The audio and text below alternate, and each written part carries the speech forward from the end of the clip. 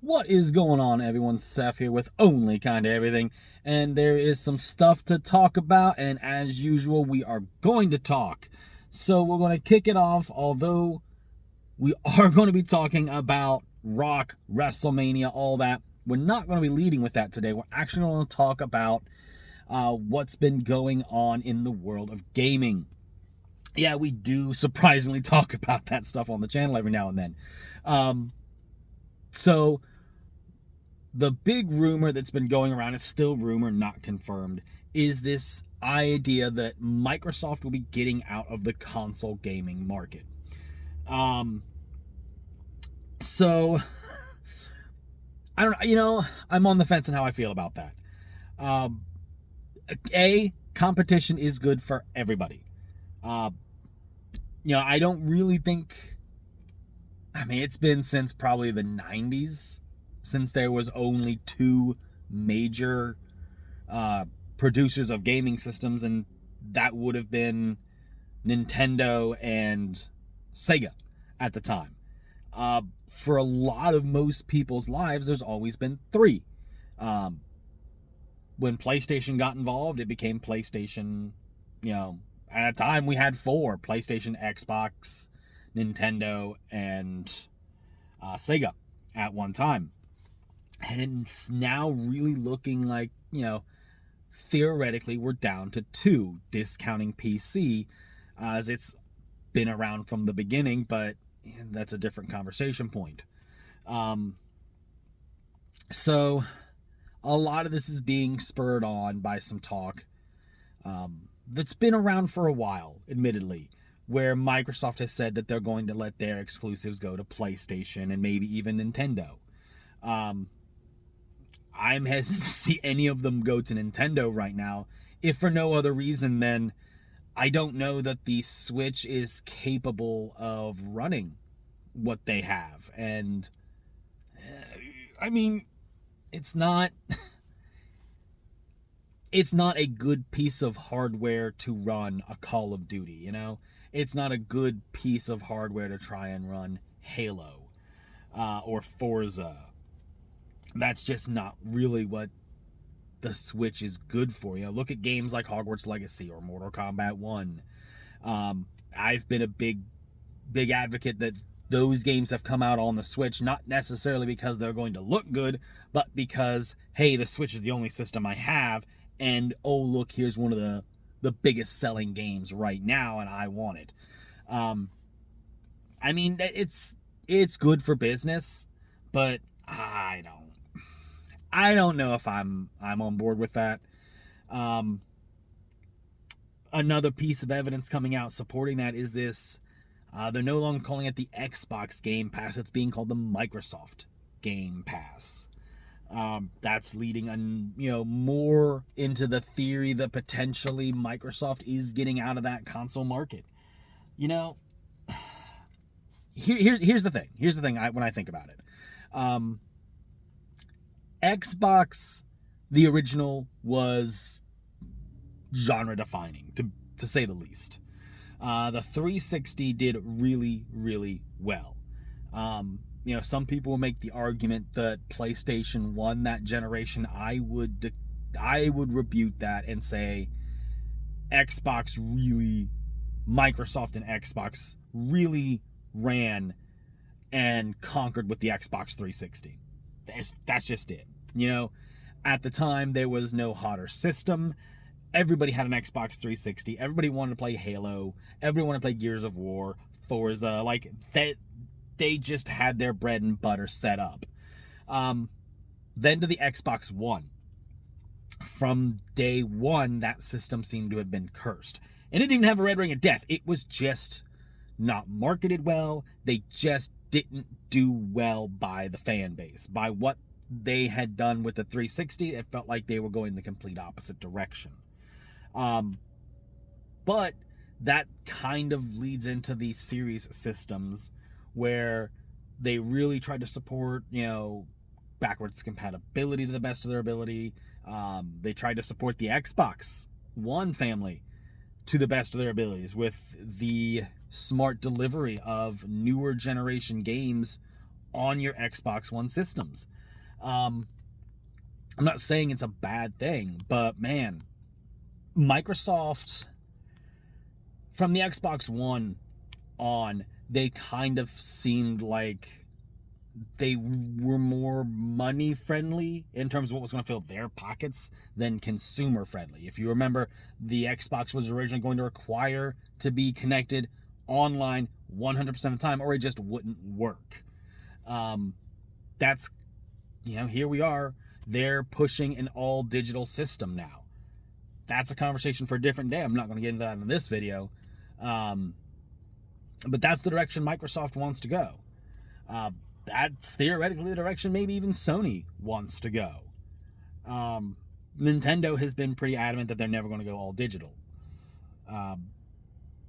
But my final thoughts, I don't want to ramble too much more about this.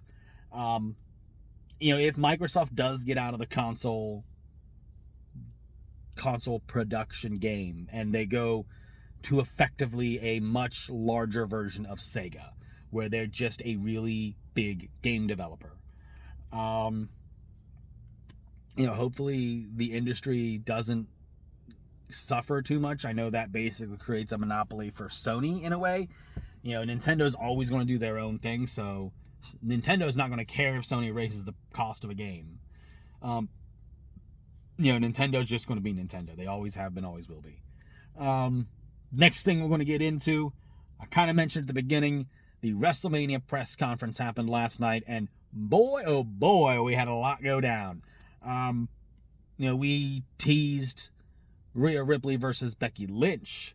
If that match ends up coming up, and I know there'll be some talk about it much closer to WrestleMania, I'm going to say it now. I hope Rhea Ripley wins. Not that I'm against Becky Lynch. I'm a big fan of Lynch. But man, I feel like this past year, Rhea Ripley she hasn't really shined as she should. Any match she had was always dominant, but Rhea's always been more involved with Judgment Day business than Rhea Ripley business. It's not necessarily a bad thing, but man, it's definitely, I feel like it hurt her title run more than it helped.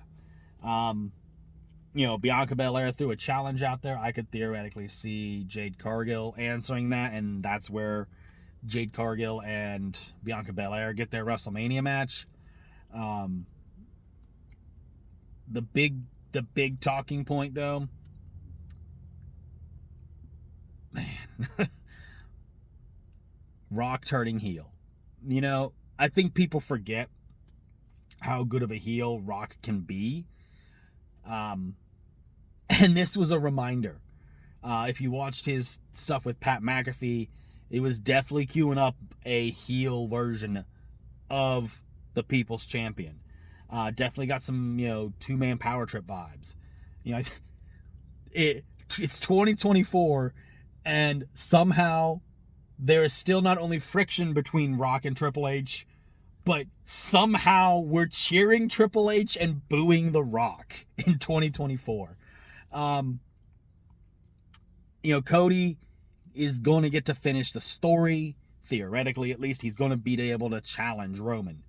I almost wonder if, I've heard a couple different theories. I've heard a theory that potentially they do a tag match with Cody and Rollins versus Rock and Roman night one, and then Cody gets his championship match night two.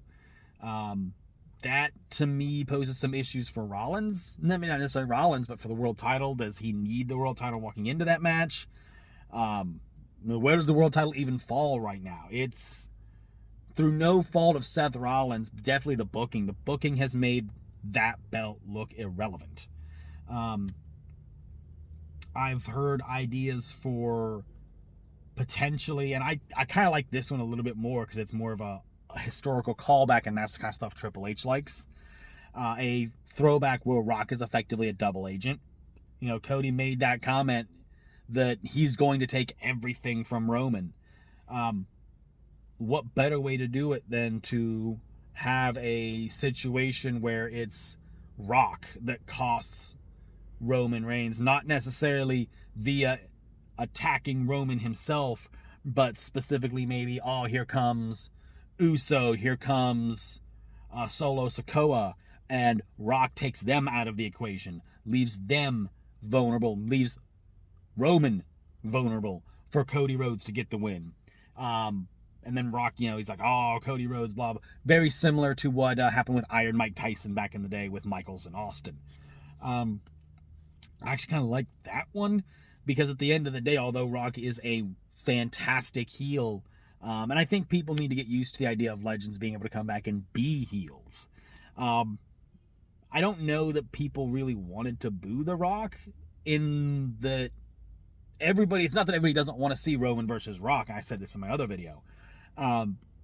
People just didn't want to see Roman versus Rock right this second. We want Cody to finish that story. And I think that's where this anti-Rock came from, was this blatant ignoring what everybody felt was the obvious and appropriate direction for this storyline to run. And thankfully, it's definitely a pivot from where we were right after Royal Rumble. I feel like there's been probably a couple pivots in this, from Cody coming out on the Royal Rumble post press conference and basically saying, yeah, I'm challenging Roman, duh, to, oh, I had a talk and I'm going to take everything from you, Roman, just not at WrestleMania, and here's The Rock, to Cody now going, you know what, it's my choice and I do choose Roman Reigns. It definitely does feel like a lot of pivots. I think the original plan had always been Cody versus Roman. Punk got injured. Rollins has been working injured. They pivoted and said, okay, well, Cody versus Rollins. Oh, that's an issue. People are absolutely turning on Rock. And, I think Triple H wanted to avoid a theoretical Goldberg-Lesnar situation where the entire match just got booed. You don't blame the guy. To his credit, the fans didn't like it, so he changed course. Good for him. You should be able to do that. You should be able to listen to what your audience wants. Now, sometimes you got to stick with it, but I think this was a good call. What's next for Seth Rollins? Man, like I said, potential tag match, maybe, a triple threat between Drew, Sami Zayn, and Rollins, so Rollins isn't having to work super hard. Hell, maybe Damian Priest cashes in early and, we get Damian Priest versus somebody at WrestleMania. Maybe they do the tag match and Damian Priest cashes in after the match. We're 70 odd days, 60 odd, 70 days away from WrestleMania. And to Triple H's credit, he has made WWE programming a must watch, not just because it's WrestleMania season, but because there's so much in the air around not just the world title, but around this Rock and Cody situation that it's kind of hard to call, and that's not a good thing. That's not a bad thing. That's a good thing. Forgive me. But guys, that's all I've got right now. Thank you for watching. Look forward to seeing you in the next video. Bye.